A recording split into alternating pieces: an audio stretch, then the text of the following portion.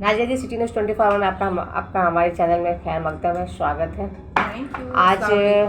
आज जैसा कि म्यूनसिपैलिटी इलेक्शन का चुनाव का रिजल्ट आया है और रिजल्ट से ये साबित हो गया कि टीएमसी को फिर एक तरफा बहुमत से तमाम म्यूनसिपैलिटी पे जीत मिली है। तो इस बारे में आप क्या बोलना चाहेंगे? वो तो मिलनी ही थी।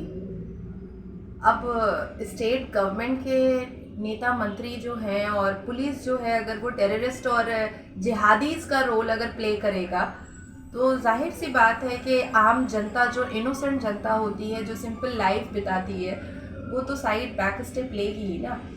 और ये तो कोई अपोजिशन पार्टी का बयान नहीं है, ये तो मीडिया ने अपने कैमरा में कैप्चर किया है कि किस तरह से छप्पा वोट डाला गया है, किस तरह से फेक वोटर्स को पकड़ा गया है, किस तरह से बम गोली दिवाली के फेस्टिवल की तरह फोड़ा गया है, किस तरह से अपोजिशन पार्टी के लीडर्स को मारा पीटा गया है।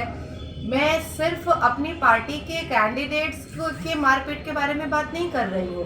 आपके कांग्रेस में एक इलेक्शन एजेंट थी महिला, उनको in front of CCTV camera Trinamool Congress के गुंडों ने मोलेस्ट किया है। वो कांग्रेस की कैंडिडेट की इलेक्शन एजेंट थी। अब आप मुझे बताएं कि वो तो बिलक बिलक कर रो रही थी, वो तो बेचारी मीडिया को बोल भी नहीं पा रही थी कि किस तरह से उनके बॉडी के पार्ट्स को उन लोगों ने टच किया, उसको ह्यूमिलिएट किया, उसको हैरेस किया, उसको मोलेस्ट किया। अब आप मुझे बताएं कि जो सरकार में पार्टी के नेता मंत्री और पुलिस अगर क्रिमिनल एक्ट करने लगे तो शरीफ लोगों को तो पीछे होना ही पड़ेगा, शरीफ लोगों को तो अपनी जान बचानी ही पड़ेगी। और हम एक ऐसी सरकार में रह रहे हैं जहां हिंदू, मुस्लिम, सिख, ईसाई किसी की भी इज्जत और किसी की भी परवाह हमारी मैडम चीफ मिनिस्टर को बिल्कुल नहीं है। उनको परवाह अगर है तो सिर्फ और सिर्फ जीत की है। मैडम चीफ मिनिस्टर को इंसान की परवाह नहीं है, अब चाहे वो हिंदू हो, सिख हो, ईसाई हो, मुसलमान हो, किसी भी कास्ट और क्रीड की परवाह नहीं है। उनको परवाह है अपने भाईपों की, उनको परवाह है अपने चेयर की, उनको परवाह है उन अपने मंत्री संतरी की जो पैसा कमाने के चक्कर में इंसानियत भूल चुके हैं।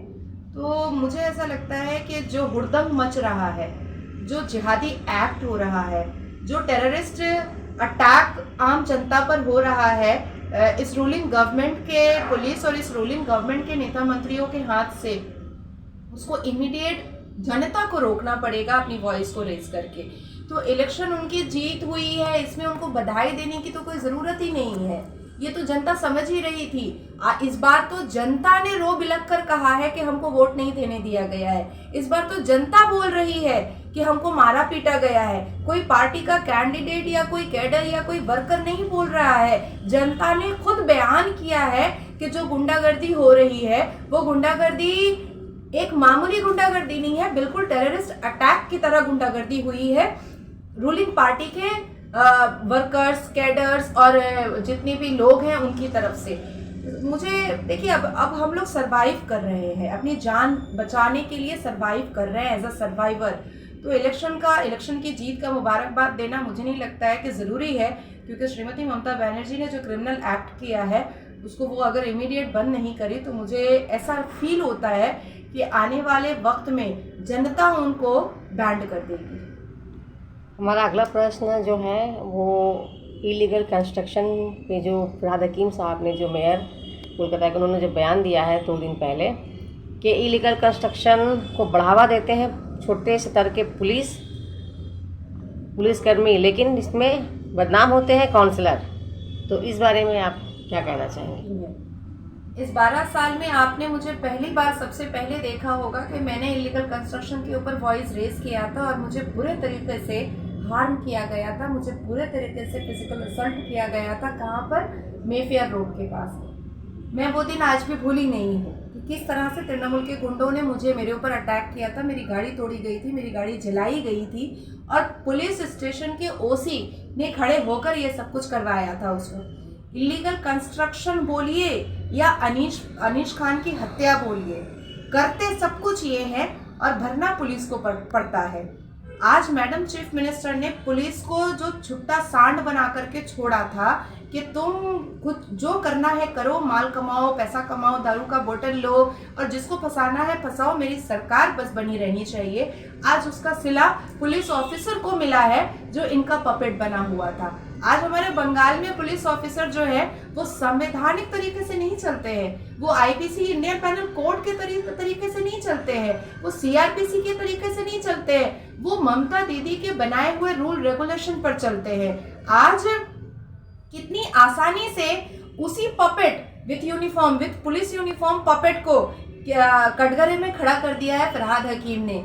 मैंने पहले भी कहा था कि मेंढक की तरह जो उछलते हैं, फुदकते हैं जो पुलिस ऑफिसर, आज उनको सोचना चाहिए कि इनके ही फील्ड के और इनके ही पुलिस फैमिली के 2 ऑफिसर आज मर्डर केस में, अनीस खान के मर्डर केस में अरेस्ट हैं। जी ने खड़े होकर के बिल्कुल ट्रांसपेरेंट तरीके से कहा है कि इलीगल कंस्ट्रक्शन में पुलिस ऑफिसर्स का हाथ है। तो काउंसलर के घर में जो जैगुआर गाड़ी है और रेंज रोवर है उसका हिसाब किताब कौन देगा? बिना काउंसलर की अनुमति के, बिना एमएलए के हाथ के, क्या पुलिस ऑफिसर के अंदर इतनी हिम्मत है कि वो इलीगल कंस्ट्रक्शन का पूरा बीड़ा अपने ऊपर उठा लेगा? मुझे ऐसा फील होता है कि अगर थोड़ी सी भी सेल्फ रिस्पेक्ट हमारे पश्चिम बंगाल के पुलिस ऑफिसर्स के अंदर है, कैलकाटा म्युनिसिपल कॉर्पोरेशन के अंदर आ रहे जुरिडिक्शन में जितने भी थाना के ओसी हैं, अगर उनके अंदर जरा सी भी रिस्पेक्ट है तो फरहाद हकीम का जवाब बिल्कुल उनको देना चाहिए और इमीडिएट टीएमसी के नेता द्वारा जितने भी इलीगल कंस्ट्रक्शन बन रहे हैं उसको रोकना चाहिए एज पर केएमसी एक्ट। यही जवाब हो जाएगा फरहाद हकीम के लिए।